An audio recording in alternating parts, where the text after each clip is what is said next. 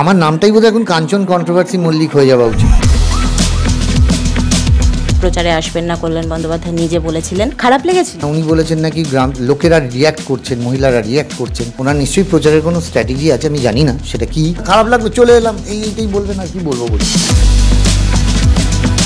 আমি তো নিজে কোনো অশালীন কাজ করিনি, তো আমার আইন সিদ্ধ বিবাহ। লোকেরা ব্লগ করেন বা মিম করেন বা ট্রোল করেন, সে দায়িত্ব আমার নয়। কুণাল বাবু, ব্রাত্যবাবু, ওরা হয়তো আমাকে বলেছেন, তাদেরকে নিয়েও কিন্তু ট্রোল মিম হচ্ছে। আমার তো 14 পুরুষ উদ্ধার করে দিচ্ছেন। সমালোচনা করতে গিয়ে আপনি কারুর বাবা মা তুলে গালাগালি করতে পারেন।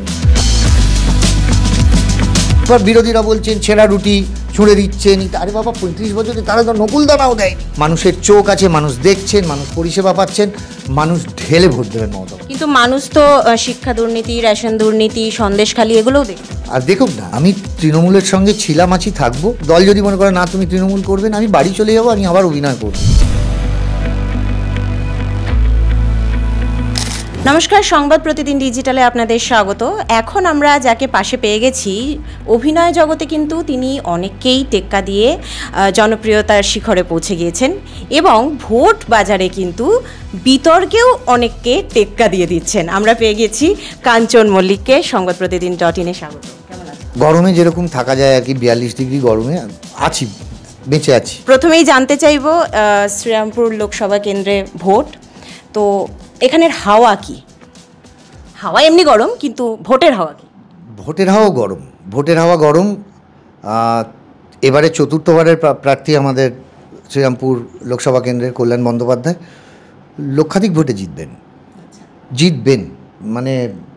যাই হোক আর তাই হোক, তার কাজের নিরিখে, তার অভিজ্ঞতার নিরিখে জিতবেন। তাহলে কল্যাণ বন্দ্যোপাধ্যায়ের কথা যখন হচ্ছে, প্রথমেই সেই বিতর্কে ঢুকে পড়া যাক যে আপনাকে যেখানে বলা হয়েছিল যে আপনি প্রচারে আসবেন না, কল্যাণ বন্দ্যোপাধ্যায় নিজে বলেছিলেন, খারাপ লেগেছিল? দেখুন, আমি একটা কথা বলি, আমি তার সঙ্গে ঘটনাটার আগে 3-4 জায়গায় গেছি কিন্তু প্রচারে, যেখানে আমি প্রচারে, নবগ্রামের প্রচারে যাওয়ার পর উনি বলেছিলেন যে তুমি গ্রামের মধ্যে ঢুকো না, তাতে পাবলিক রিয়্যাক্ট করবে। আমি বললাম আমি যাবো না, বললো না, তা আমি চলে এলাম।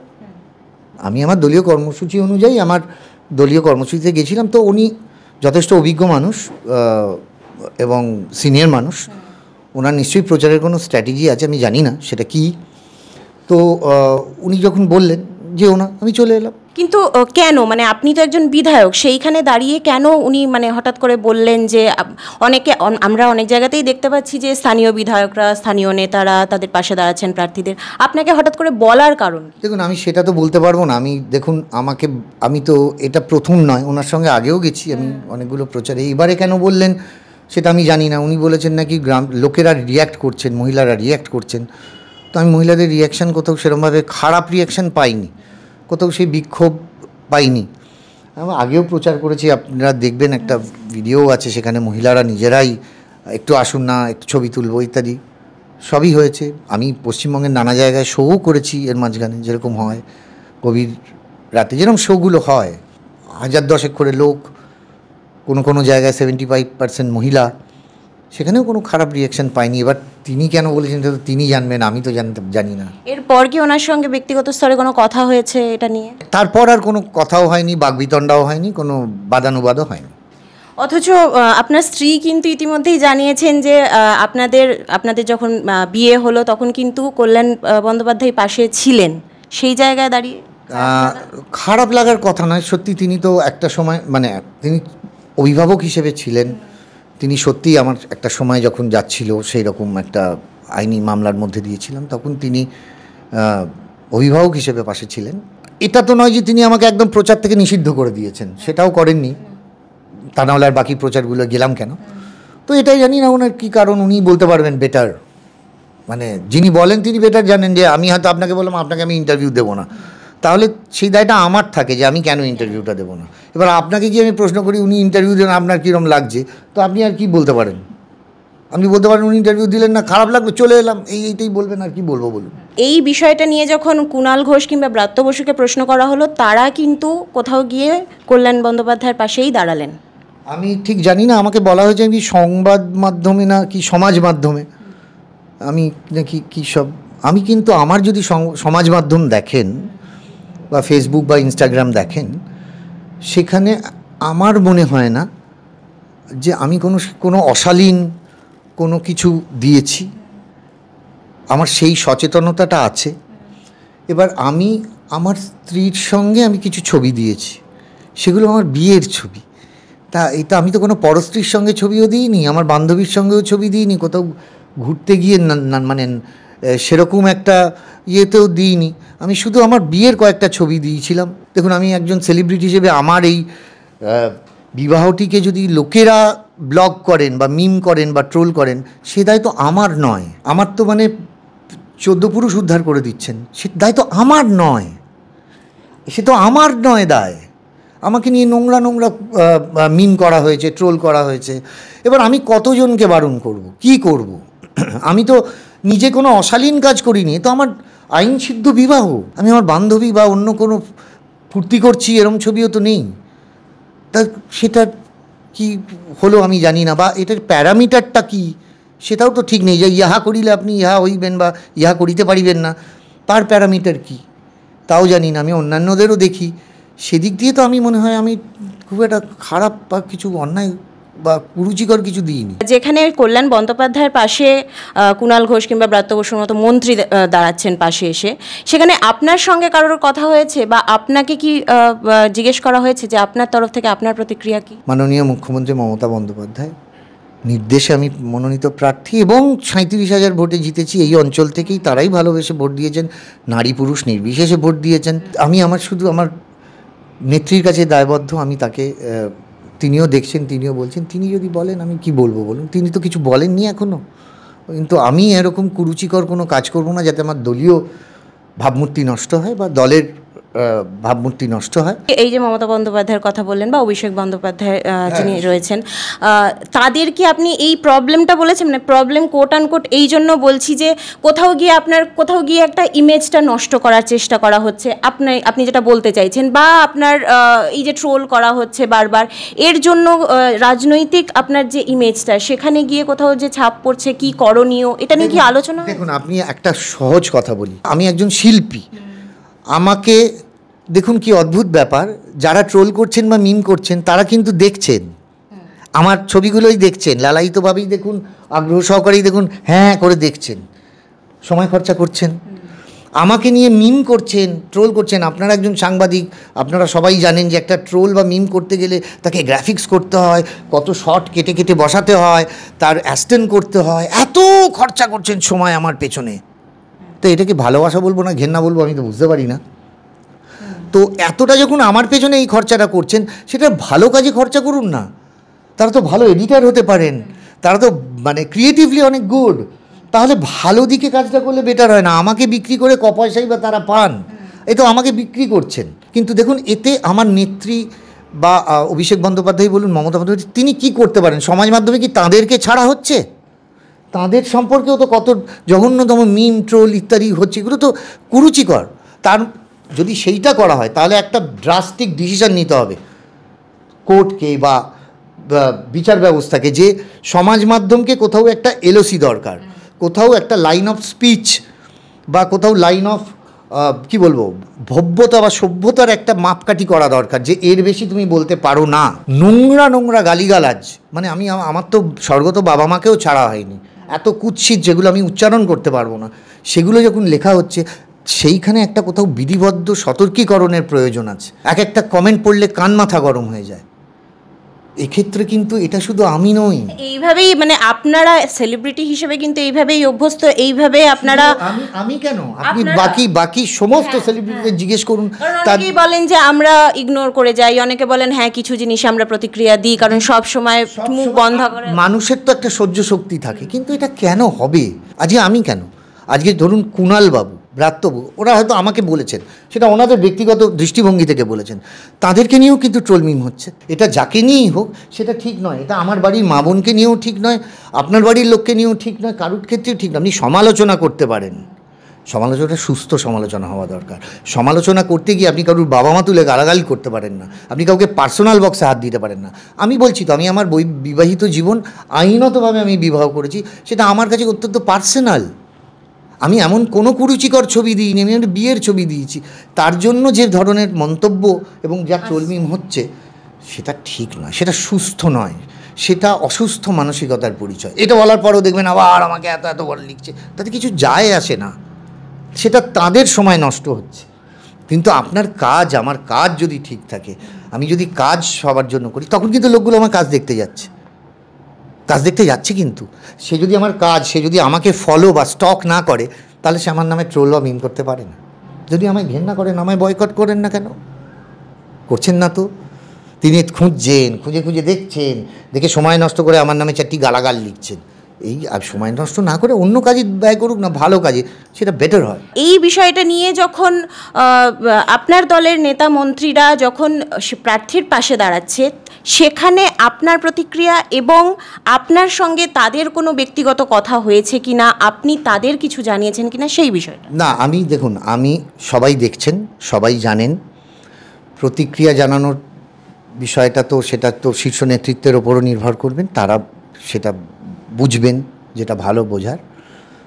এবার পাশাপাশি যদি দেখেন তাহলে দেখুন, দেব আমার ছোট ভাই, বন্ধু, সেও ঘাটালে তার প্রচারে আমায় ডেকেছেন। তো সে দেখুন পাশাপাশি দু রকমেরই হচ্ছে হয়তো। দেবের প্রসঙ্গেই আসি তাহলে। দেব আপনাকে কিন্তু ডেকেছেন এবং তিনি কোথাও গিয়ে বলেছেন অপমানিত শিল্পী, সেখানে কি আপনার একটু সম্মান বাড়লো?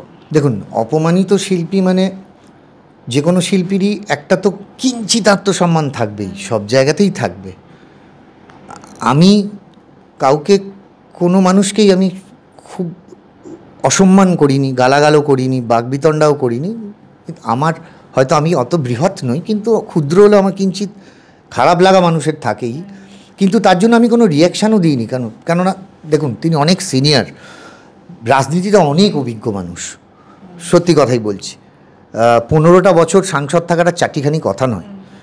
সেখানে তার স্ট্র্যাটেজি অনুযায়ী তিনি বলেছেন, আমি তো তার জন্য কাউকে কোনো অসম্মানজনক কোনো কথাবার্তা বলিনি, কোনো বাকবিতণ্ডাতেও যাইনি। এখানে আবার দেখছি যে আমরা লকেট, মানে যিনি বিজেপি প্রার্থী, তিনি আপনার পাশে দাঁড়িয়ে বলছেন যে না, এরকম হওয়া উচিত না, একজন বিধায়ককে তার সম্মান করা, প্রত্যেকের সম্মান করা উচিত। কিন্তু অন্যদিকে আমরা রচনা বন্দ্যোপাধ্যায়কে দেখলাম, তিনি বলছেন না, এই নিয়ে আমি কিছু বলবো না। যার যার ব্যক্তিগত মতামত নিয়ে আমি কোনো কথা বলবো না। রচনাদি এবারে নতুন প্রার্থী, দেখুন তিনি পুরো ঘটনাটা হয়তো না, তিনি বলেছেন যে আমি পুরো ঘটনাটা জানি না, পুরো ঘটনা না জেনে আমি কোনো মন্তব্য করব না। দেখুন, সেটা তার ব্যক্তিগত বিষয়, তিনি কি বলছেন না বলছেন সেটা তো তার ব্যক্তিগত মতামত, লকেট কি বলেছে তার ব্যক্তিগত মতামত। কিন্তু আমি আমার কাজ এবং আমার কাছে আমি স্বচ্ছ, এইটুকু আমি বলতে পারি। মানে আপনি কোথাও গিয়ে বলতে চাইছেন যে দলে আপনি একেবারেই বঞ্চিত নন, যেরকমভাবে আপনি এসেছিলেন এবং বিধায়ক হয়েছিলেন এখনও একই রকম রয়েছে পুরো বিষয়টা? আমার কাছে তো তাই আছে, এখনও অবধি আমি সেটা বুঝতে পারিনি। 27 বছর একজন ক্যারেক্টার আর্টিস্ট, আমি তো হিরো নই, হিরোইনও নই, আমার বাবা প্রডিউসার ডিরেক্টরও নন। সেক্ষেত্রে যে এইটুকু ভালোবাসা পেয়ে এতদিন টিকে আছি, এটাই আমার কাছে অনেক। তাহলে আপনি বলতে চাইছেন যে আপনি শিল্পী হিসেবে বঞ্চিত নন, আপনি মানুষের কাছ থেকে ভালোবাসা পেয়েছেন। দলের বিষয়ে কি, দলের কাছেও কি আপনার একই রকম সেই ইমেজ, সেই মানে বঞ্চনা নেই? আমি দলীয় ইমেজ ক্ষতি করার মতো কোনো কাজ এখনও করিনি আমার জ্ঞানত। এবার দল যদি যা নির্দেশ দেবেন আমি সেই মতো কাজ করব, এখন দল যে নির্দেশ দেবেন আমি সেই মতো কাজ করব। কিন্তু আমার কনসেন্স অনুযায়ী আমি মনে করি না যে দলকে আমি কোনো জায়গায় ছোট করার মতো কোনো কাজ করেছি। আবার বলছি, আমার সমাজ মাধ্যমে এমন কিছু সেরকম বিধায়ক হওয়ার পর থেকে, জনপ্রতিনিধি হওয়ার পর থেকে সেরকম কিছু নেই, বিবাহের ছবি ছাড়া। এবার বাকিটা যদি এবার দলের ডিসিশন তো আমাকে মানতেই হবে, সেটা দলের বিচার্য বিষয়, আমি কি বলবো। আচ্ছা, আপনার কি কোথাও গিয়ে মনে হয় যে বিজেপি, আমি বিজেপির কথাই বলছি কারণ মানে তারাই এখন আমাদের বিরোধী দল আর কি, তৃণমূলের বিরোধী দল, প্রধান বিরোধী দল, তো সেই জায়গায় দাঁড়িয়ে বিজেপির যারা অভিনেতা অভিনেত্রী, যারা প্রার্থী, তারা বেশি সম্মানে রয়েছেন, এখানে তৃণমূলের ব্যাপারটা একটু আলাদা? দেখুন, আমি একটা কথা বলি, সেটা নয়, আমাদের যদি পুরো ইন্ডাস্ট্রিটা দেখেন, আমাদের মানে অভিনয়ের অ্যাক্টিং ফ্র্যাটার্নিটির জায়গাটা দেখেন, আমাদের কিন্তু সেইখানে না এটা বলতে পারবে না কোনো যে কোনো বাদ বিতণ্ডা আছে, সবাই তো কাজ করেন। কাঞ্চনা মৈত্র কাজ করেন, রূপাঞ্জনা কাজ করেন, কৌশিক কাজ করেন, অঞ্জনা বসুও কাজ করেন, সবাই তো কাজ করেন। আমাদের মধ্যে তো এরকম কোনো সেরকম মানে বিভাজন সেভাবে নেই, আমরা তো সবাই একসঙ্গে কাজ করছি কাজের জায়গাটায়। সেই নিয়ে তো আমাদের কোনো বাকবিতণ্ডা সেভাবে নেই, আমরা কোনো ডিসক্রিমিনেশন তো সেভাবে করি না, কেননা সেটা তো একটা আলাদা জায়গা, নিরপেক্ষ জায়গা যেখানে আমরা অভিনয় করতে যাই, এবং সেখানে তো সেরকম কিছু নেই বলে আমার মনে হয়। আমরা কিন্তু দেখেছি যে এই ইন্ডাস্ট্রির অনেকেই দলবদল করেছেন, মানে আপনারও চেনা, আপনার খুব ক্লোজ ফ্রেন্ড, তারাও করেছেন। সেই জায়গায় দাঁড়িয়ে কি এই ফ্যাক্টরটা কোথাও গিয়ে কাজ করেছে যে তৃণমূলের সম্মান পায়নি তাই চলে গেছে? সেটা তাকে জিজ্ঞেস করুন, ঘটনাটা তার সঙ্গে ঘটেছে, সেটা তাকে জিজ্ঞেস করুন। হ্যাঁ, কেননা আমি তো দল পাল্টাইনি, যে দল পাল্টেছে সে জানবে তার মানসিকতা কি, কেন পাল্টেছে, কি কারণে পাল্টেছে, কি করেছে, সেটা তাকে জিজ্ঞেস করাটা বেটার। মানে আপনার ক্ষেত্রে এরকম কোনো সিচুয়েশন আপাতত তৈরি হচ্ছে? আমার ক্ষেত্রে তৃণমূল ছেড়ে, হ্যাঁ, আমার কল্পনাতেও নেই, ভাবনাতেও নেই, চিন্তাতেও নেই। আমি তৃণমূলের সঙ্গে ছিলাম, আছি, থাকবো। আর যদি তৃণমূল কোনো সময় মনে করেন আমি করব না, বা দল যদি মনে করে না তুমি তৃণমূল করবেন, আমি বাড়ি চলে যাবো, আমি আবার অভিনয় করব। আমার যে এটা পেতেই হবে, ওটা করতেই হবে, এই চেয়ারম্যান, ওই প্রেসিডেন্ট, আমার কিছু আর ওইসবের আমার কোনো মানে অভিপ্সাও নেই, মানে কামনাও নেই, লালসাও নেই, কিছুই নেই। এগুলো আমার এর থেকে আমি যা পেয়েছি যথেষ্ট, অনেক বেশি পেয়েছি। আমি আমার আমি একটা মানুষের ভালোবাসায়, মানুষের আশীর্বাদে 37,000 ভোটে জিতে তৃণমূলের বিধায়ক হতে পেরেছি, এই আমার কাছে অনেক, এই আমার কাছে যথেষ্ট। এবার একটু রাজনৈতিক আলোচনার বাইরে একটা প্রশ্ন করতে চাইবো। প্রথমেই আপনার স্ত্রী এখন কেমন আছেন? আমার স্ত্রী এখন ভালো আছেন।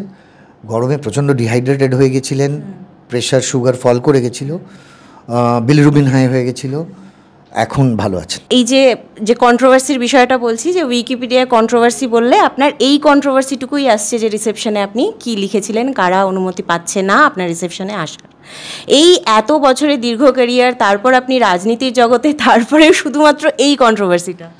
দেখুন, আমি এই কন্ট্রোভার্সি নিয়ে অনেক কথা বলে ফেলেছি সমাজ মাধ্যমে, অনভিপ্রেত অনিচ্ছাকৃত ভুলের জন্য আমি ক্ষমাপ্রার্থীও হয়েছি। আমার নামটাই বোধহয় এখন কাঞ্চন কন্ট্রোভার্সি মল্লিক হয়ে যাওয়া উচিত, আমি তো বুঝতে পারি না কেন।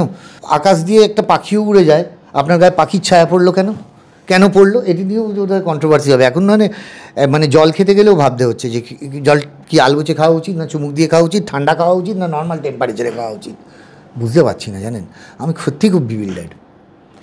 আপনার প্রাক্তন স্ত্রীর শোনা যাচ্ছে গুঞ্জন, উনি নতুন করে প্রেম করছেন, কিছু শুনেছেন? মানে আপনার কানে?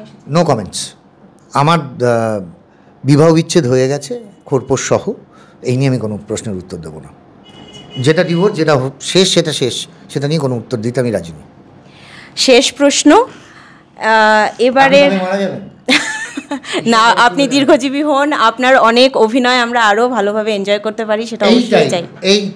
এই যে আপনি এই কথাটা বললেন যে আমার অনেক অভিনয় আপনারা এনজয় করবেন, আমি সেটাই করে এসেছি, জানেন। আমি একজন লেজিসলেটিভ মেম্বার, কিন্তু আমি জনপ্রতিনিধিও বটে। সেটা কিন্তু এভাবে না হয়ে ক্যামেরার সামনেও আমি জনপ্রতিনিধি, মানে রিয়েল এবং রিয়েলে আমি জনপ্রতিনিধিই বটে। আমি যখন অভিনেতা, আমি যখন অভিনয় করি, আমি তো জনগণের জন্য করি। জনগণ না থাকলে আমরা কে মশাই? আমি তো তাদের বিনোদনের জন্য করি, তাদের আনন্দ দেওয়ার জন্য করি। আমি লোকের মুখে হাসি ফোটাই, এটা মনে হয় আমি একটা বিরাট গুরু দায়িত্ব পালন করি। তো আমি সেটাও তো জনপ্রতিনিধির কাজই করছি, ওটা ক্যামেরার সামনে, এটা মানুষের পাশে এসে। আমি এখনও বলছি, যতদিন আমার দেহে নিঃশ্বাস চলে, যতদিন আমার হাত পা চলবে, আমি সৎভাবে চেষ্টা করব মানুষেরকে এন্টারটেইন করার, মানুষের কাজ করার। তাতে মানুষ কি বললেন সেটা তো তাঁদের ব্যাপার, কিন্তু বিশ্বাস করুন, আমি অন্তর থেকে বলছি, আমি ইচ্ছাকৃতভাবে আমি এমন কোনো কিছু করি না বা কোনো কিছু দিই না যেটা আমার দলের ক্ষতি হোক, আমার নিজের ইমেজের ক্ষতি হোক। 42টা আসন, আপনি প্রচারে বেরোচ্ছেন, মানুষের প্রতিক্রিয়া দেখছেন, রেজাল্ট কীরকম হতে পারে? বিরাট ভালো হবে, বিরাট ভালো হবে। কেন জানেন? তার কারণ হলো মানুষ তো পরিষেবা পেয়েছেন।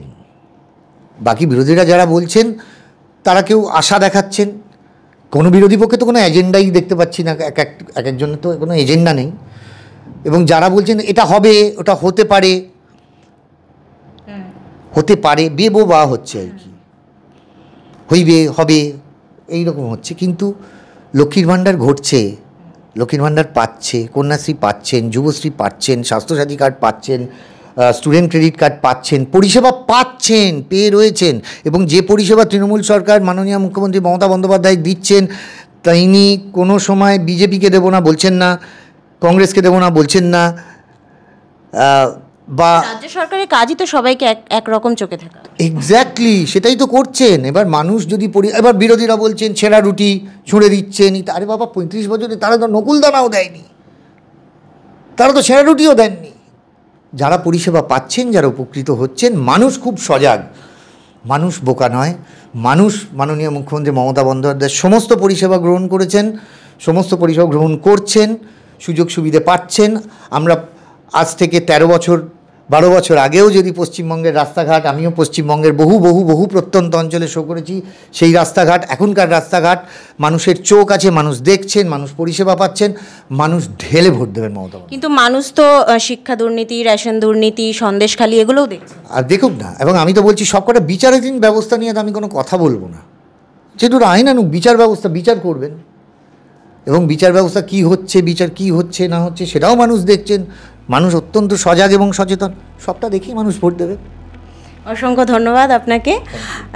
আমরা কথা বলে নিলাম কাঞ্চন মল্লিকের সঙ্গে। এরকমই অন্যান্য খবরের জন্য চোখ রাখুন সংবাদপ্রতিদিন.in-এ। ক্যামেরায় ব্রতিনের সঙ্গে সুলয়া, শ্রীরামপুর।